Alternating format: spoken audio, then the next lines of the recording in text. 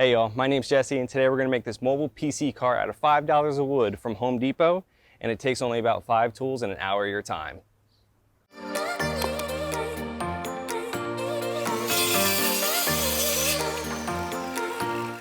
Before making the PC car, you got to take some measurements. For instance, this case has 2 stands or legs in different places. So I'm going to take measurements of where they are.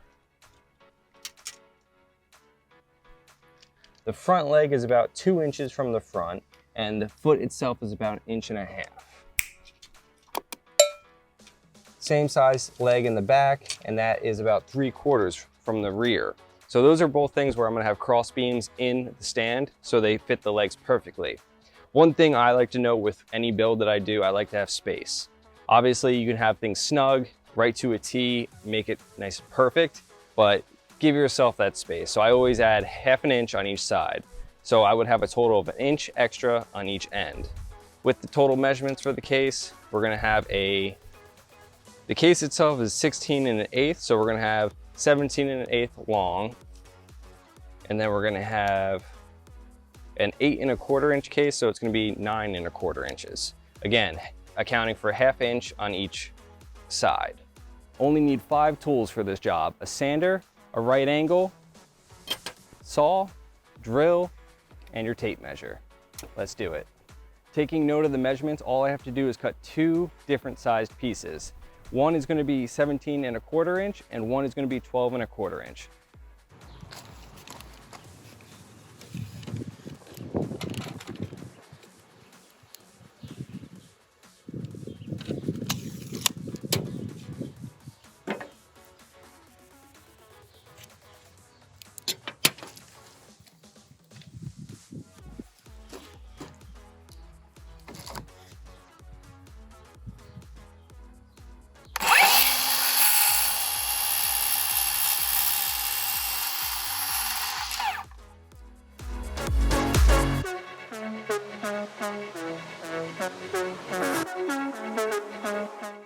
Here are my pieces. I only have 4 of the big pieces, so it's super simple.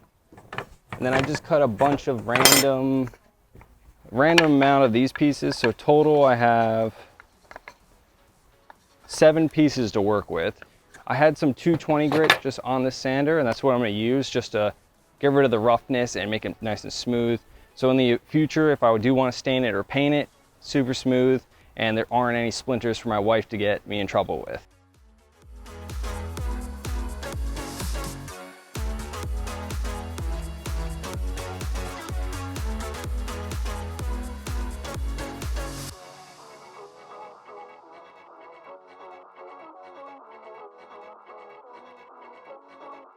Now that the sanding part is done, this is a really good time if you were gonna paint or stain it to do so. If you do stain, I do recommend Minwax, as it's always been a more quality or high quality stain. I know Home Depot doesn't necessarily sell it anymore, but it's a very good stain. If you choose to paint it, take your time, paint it in pieces versus having it together. If you paint it together, you run the risk of it clumping and really becoming a mess. And that includes stain. If you stain when it's all together, you get deeper stains in the corners and the joints, and in my opinion, it doesn't look as good. This is where I really highly recommend taking the time and laying it out. If you have the pieces made, it really does wonders to make sure you have everything cut to size, cut to how you want it to be, and you can get a better visualization of what you're gonna have as an end product.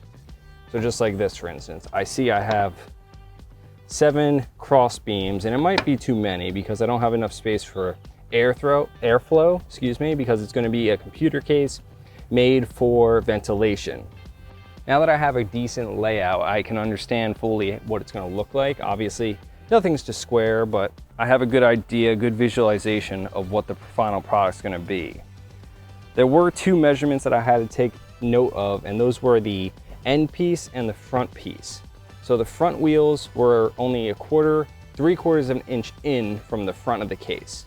The rear wheels were 1.5 inches from the rear of the case. So 2 different measurements, but they really have to make sure that the feet line up with a piece. So like for instance, this front piece will match up with the front legs, and this piece will match up with the rear legs.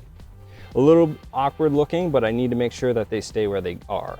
This is my pro tip for if you're a DIYer or you're just getting into woodworking.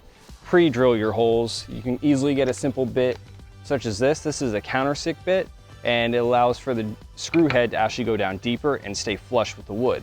You don't necessarily need that. You could just get away with a kit from Milwaukee or Dewalt or your name brand store and use a bit like that. But don't drill the same size as the screw, but do drill the hole out before you drill.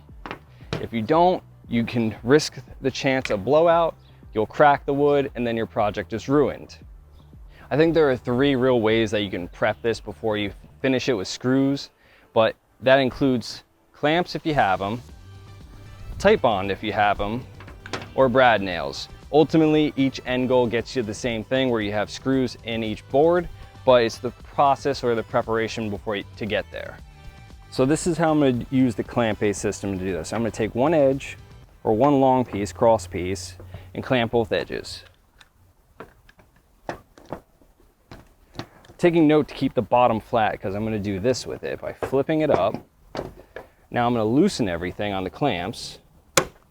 Make sure everything goes flush to the table because that's my one true flat surface. That's okay, accidents happen. I'm going to get those back in place.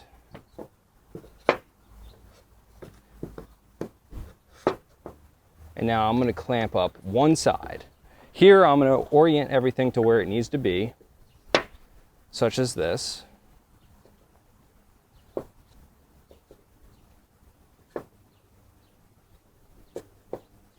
And I'm going to clamp down that far side.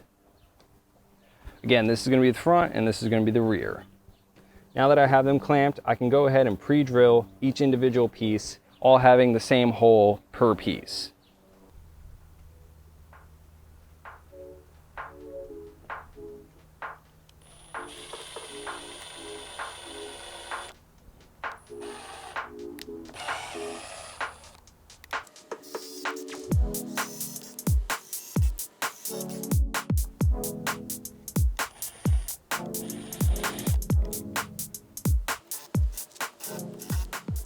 Here you just want to use screws you have to fit. These are the screws I have on hand and they fit to size.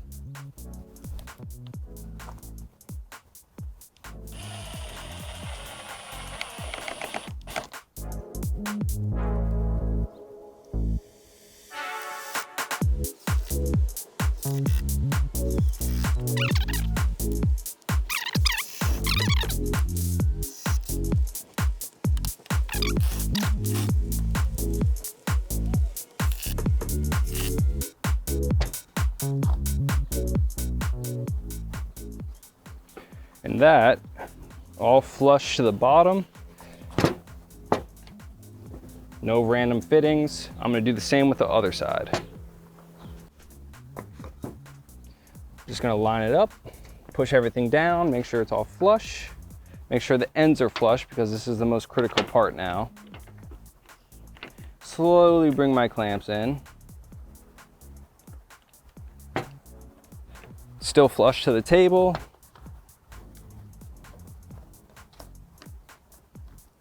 And still flush to the table. So now the last 2 pieces are finally installed. Things you should take note of are that the slats are indeed 90 degrees with each other. If you need to move them around, now's the time to do so. And there we go. Now that that side is already done, I'm able to just mount it right here on the edge of the table and drill down, which is the easiest in my opinion.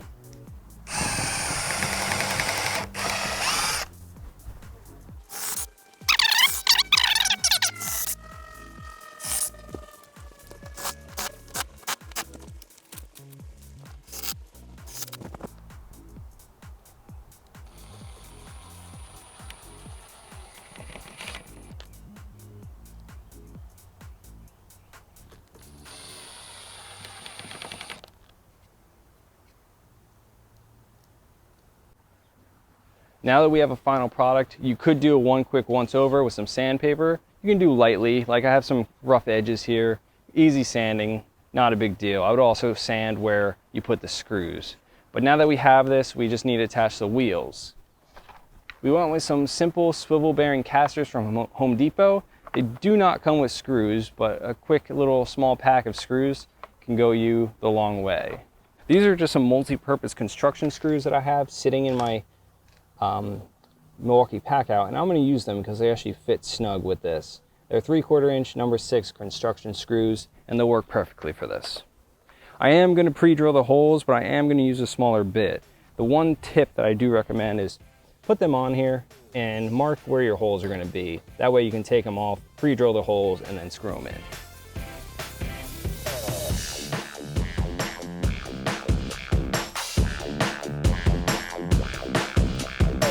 Instead of drawing that mark, I'm actually using the pen tip here to basically make a hole.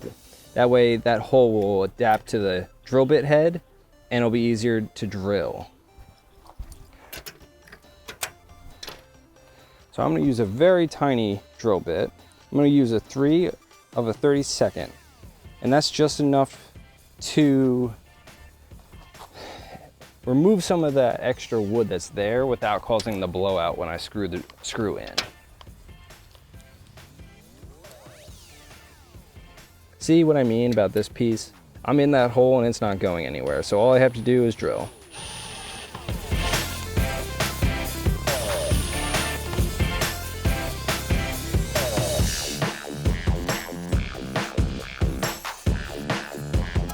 I don't have to worry about countersicking these ones because they're actually going to secure the caster to the plate.